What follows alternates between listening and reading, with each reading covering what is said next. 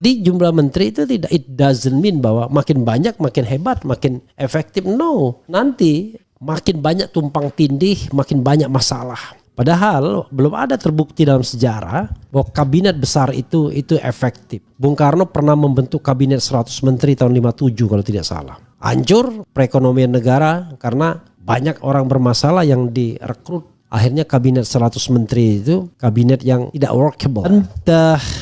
Ini ada hal yang menarik ya, menarik yaitu pidato Prabowo Subianto yang mengatakan bahwa yang membuat katanya terpaksa gemuk, negara kita ini besar ya, berapa kali Eropa, padahal Amerika aja menterinya juga nggak banyak gitu ya, padahal Amerika lebih banyak penduduknya, lebih luas wilayahnya juga. Tetapi itu soal arrangement. Cuma begini, saya tidak ingin against ya, tidak ingin juga support, tetapi hanya ingin mempertanyakan sebagai warga negara. Masa nggak boleh bertanya Pak Prabowo ya kan? Tapi sebelumnya coba kita bacakan dulu ya. Maksudnya jangan sampai semua orang terpukau lalu kemudian bagi-bagi jabatan dan akhirnya yang direkrut orang bermasalah ya. Jual pasir laut dan lain sebagainya. Oke, coba kita bacakan ya. Coba kita bacakan apa yang dikatakan dan dituliskan ya media. Dikatakannya tadi sudah ya, tapi yang dituliskan media coba. Prabowo ungkap alasan bentuk kabinet gemuk. .2 negara kita besar bung ya. Kemudian coba kita bacakan. Tempo.co Jakarta, Presiden terpilih Prabowo Subianto mengungkapkan alasannya membentuk kabinet pemerintahan yang lebih besar dibanding pada pemerintahan periode terdahulu. Menurut dia kabinet yang gemuk itu diperlukan untuk membangun pemerintahan yang kuat. Terpaksa koalisinya besar, nanti akan dibilang wah kabinet Prabowo gemuk banyak. Ya negara kita besar bung, katanya saat menghadiri forum BNI Investor Daily Summit 2024 dipantau dari YouTube Investor Daily TV, dikutip pada Kamis 10 Oktober 2024. Dia mencontohkan Timor Leste yang hanya memiliki sekitar 1,3 juta penduduk tetapi jumlah menteri kabinetnya mencapai 28. Menurut Prabowo hal itu terjadi lantaran adanya koalisi di pemerintahan tersebut. Oke, koalisi kata kuncinya. Kalau kita negeri otoriter hanya satu partai, ya bisa jalankan negara ini hanya dengan 20-24 menteri ujarnya. Oke, negeri otoriter. Namun Prabowo menyatakan tidak menginginkan kondisi itu terjadi sebab menurut dia pemimpin itu semestinya bisa membawa dan memelihara kerukunan. Dia mengatakan bahwa telah mengambil sikap untuk menjunjung tinggi persatuan dengan merangkul semua kekuatan. Lewat cara itu ujarnya dapat berbentuk suatu kolaborasi dan kerukunan di Indonesia. Gawat. Karena itu Prabowo berujar bahwa dirinya harus merangkul semua kelompok sehingga masing-masing pihak memiliki perwakilan dalam kabinetnya nanti. Semua kelompok harus ada perwakilan dari Indonesia Timur, Barat, Tengah, dari suku A, suku B ucapnya. Oke. Gak apa-apa ya Pak Prabowo, saya ngasih catatan ya, jangan terlalu risau. Ini cuma catatan orang yang tidak ingin jabatan apa-apa dari Bapak ya, dari Anda. Jadi gak perlu dikhawatirkan saya lagi sedang cari muka, no ya. Saya sudah bilang bahwa saya tidak akan ikut dalam pemerintahan even kalau ditawari jabatan apapun ya. Mulai dari jabatan tertinggi sampai jabatan terendah ya, karena saya mengatakan saya akan berada di sisi society ya. Oke, tapi sebelumnya terima kasih Bu Popi ya yang sudah memberikan lagi topi kepada saya. Banyak sekali topi saya jadinya Bu Popi, tapi ada bling-bling juga topinya, lumayan lah ya, ada garis-garis sedikit agak membedakan dengan topi hitam lainnya. Nah Sobat Era sekalian ya, jadi siapapun yang memberikan sesuatu saya ucapkan terima kasih secara langsung di sini ya. Jadi Sobat Era sekalian, ada beberapa hal yang ingin saya garis bawahi. Pertama, dia mengatakan koalisi. Orang bilang oposisi itu nggak ada dalam sistem pemerintahan presidensil, dalam pemerintahan ini, dalam Undang-Undang Dasar 45. Tapi giliran koalisi diakui. Padahal koalisi dan oposisi itu adalah two side in one coin dalam sistem pemerintahan parlementer. Nah kalau Anda menyebut koalisi, maka harus diakui kalau ada yang beroposisi. Itu namanya dua sisi dari mata uang yang sama. Tapi tentu koalisi dan oposisi dalam pemerintahan presidensil itu berbeda dengan koalisi dan oposisi dalam sistem pemerintahan parlementer. Oke, itu yang harus kita pahami ya. Berbeda tentunya ya, koalisi dan oposisi dalam sistem pemerintahan parlementer dengan koalisi dan oposisi dalam sistem pemerintahan presidensil, itu satu. Jadi Pak Prabowo kalau bicara mau membentuk koalisi, maka biarkanlah kalau ada partai yang mau beroposisi. Karena itu sama sahnya. Koalisi itu menjaga persatuan pemerintah, tapi koalisi menjaga kewarasan. Bisa jadi perspektif oposisi itu jauh lebih jernih karena tidak punya kaitan dengan bagi-bagi kekuasaan. Itu satu poin Pak ya. Oke. Poin kedua bicara mengenai perwakilan. Semua kelompok harus ada perwakilan. Dari Indonesia Timur, Barat, Tengah, suku A, suku B ucapnya. Kalau kita cara berpikirnya begitu, apa gunanya perwakilan rakyat? Jadi kita harus bedakan antara eksekutif dan legislatif ya. Ini kan pelajaran tata negara yang mudah sekali. Representativeness itu dituntut di lembaga legislatif. Itulah sampai 2 kamar, bicameral system ya. Ada DPR, DPD. Dua-duanya mewakili rakyat sesungguhnya, mewakili suku, mewakili ruang, mewakili tempat-tempat yang jauh di Indonesia. Sehingga all territories itu terwakili dalam wadah aspirasi rakyat yang bernama DPR DPD yang kemudian bersatu di MPR. Tetapi untuk eksekutif tidak dibutuhkan, tidak menjadi sebuah yang wajib untuk memperhatikan keterwakilan. Sehebat apapun Anda membuat keterwakilan, kan gak mungkin merekrut 700 menteri seperti DPR dan DPD, kan gak mungkin. Kan paling banyak cuma 40 menteri saja. Gak mungkin. Jumlah suku kita saja udah lebih, ya kan?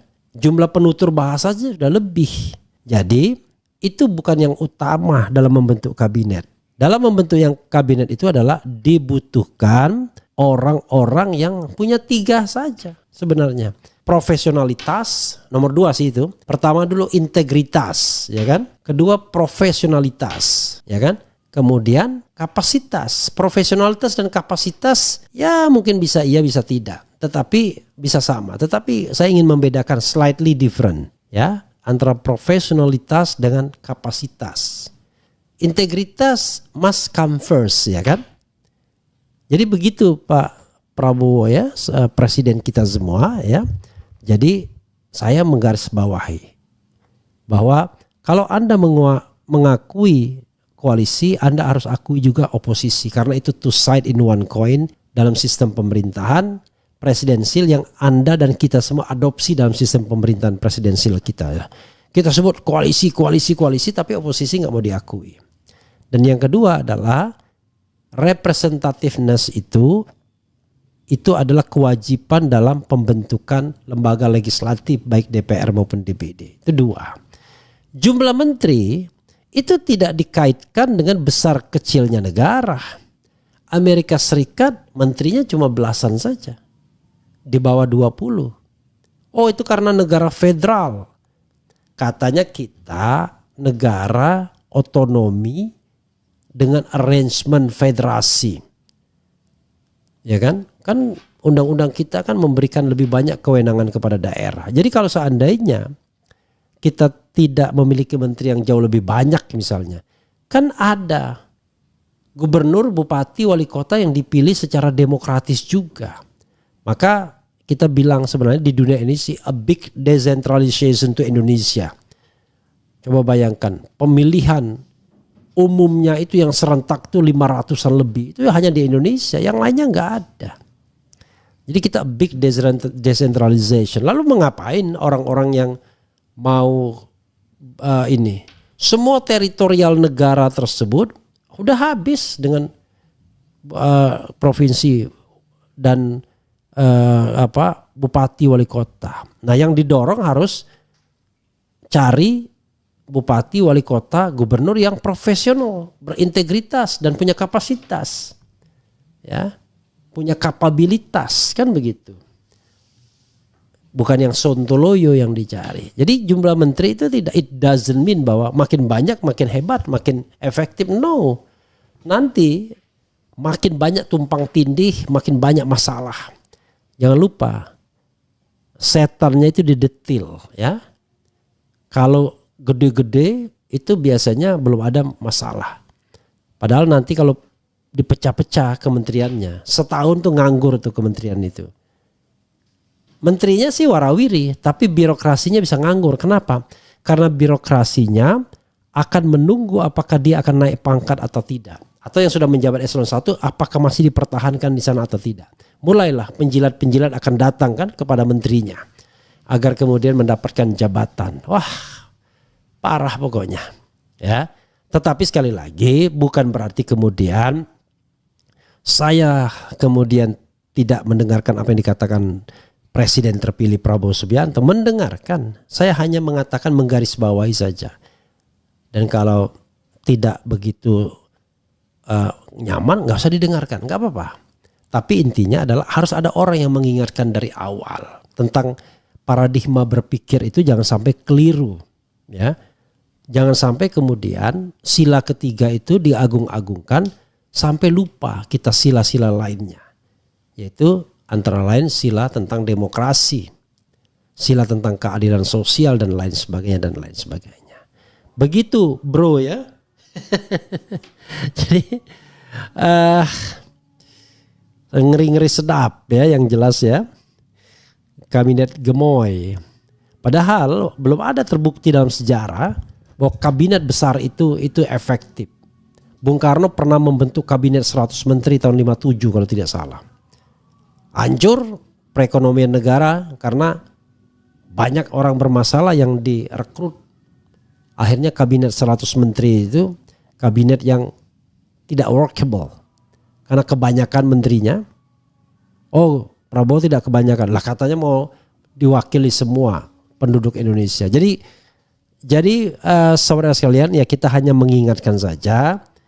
Kemudian didengarkan syukur, tidak didengarkan enggak apa-apa juga.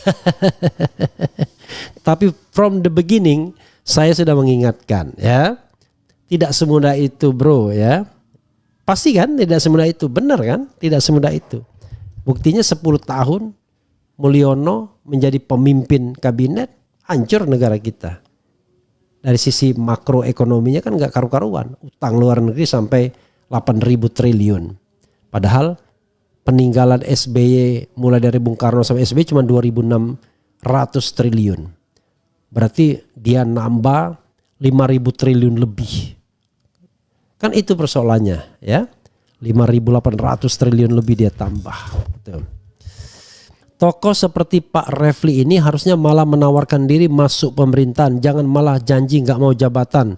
Tawarkan diri mau diambil atau tidak gak peduli. Kalau sebagai penonton aja semua juga bisa. Walah ladalah. Serba salah hidup ini ya. Ada orang yang berkomitmen untuk menjadi oposisi. Loh kok malah semua bisa. Siapa bilang? Dari 10 orang saya yakin belum tentu ada satu orang yang mau menjadi oposisi. Ya. Tapi kalau ditawarkan jabatan semua mau. Ya kan? Jadi kalau dibilang semua bisa, ini salah besar ladaku. Justru orang yang mau jadi oposisi itu yang gak ada. Kalau mau jadi menteri, mau jadi pejabat, banyak. Nah pertanyaannya adalah Prabowo Subianto harus pandai-pandai memilih orang yang ikhlas, yang tulus, yang tidak korup, yang mau bekerja keras. Ya kan? Tetapi saya nggak yakin. Nanti yang ditanya yang menjilat, yang mendekat, yang membela-bela, yang bikin-bikin senang dan lain sebagainya. Maka kalau itu yang dia cari, gagal pasti from the beginning, ya kan? Tapi kalau dia yang cari yang komitmen, hartanya jelas ya, bisa dipertanggungjawabkan, profesionalismenya ada, maka insya Allah akan berhasil. Apakah orang itu orang seperti saya? Enggak, makanya saya katakan saya menjadi oposisi saja. Orang tersebut harus dicari yang terbaik di antara kita, primus inter pares. Misalnya Anda ingin mencari siapa sosok menteri hukum yang cocok, siapa jaksa agung yang paling cocok, ya cari orang yang terbaik. Yang jelas komitmennya, jelas ilmunya, jelas integritasnya. Kan begitu. Jadi punya integritas, kemudian punya komitmen, kemudian punya profesionalitas. Tadi kan saya membedakan ya, komitmen lah ya.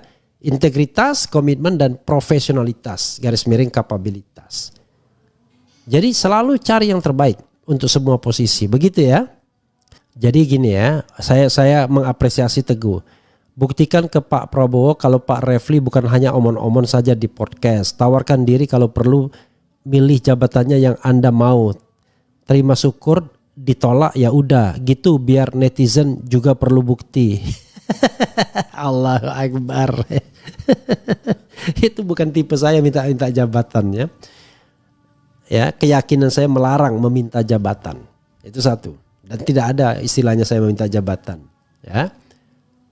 Nah, tetapi kenapa saya kemudian mengatakan saya pasti akan menolak, biar tidak muncul fitnah seolah-olah kalau mengkritik itu mau minta jabatan, ya. Begitu sobat era sekalian.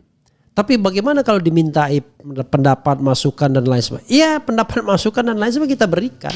Apa susahnya memberikan pendapat dan masukan, ya? Bagaimana kalau kemudian ditunjuk tim ad hoc misalnya? Tim ad hoc nggak ada masalah. Yang tidak ada adalah jabatan, karena itu terkait dengan komitmen. Seperti Faisal Basri misalnya, dia ketua tim ad hoc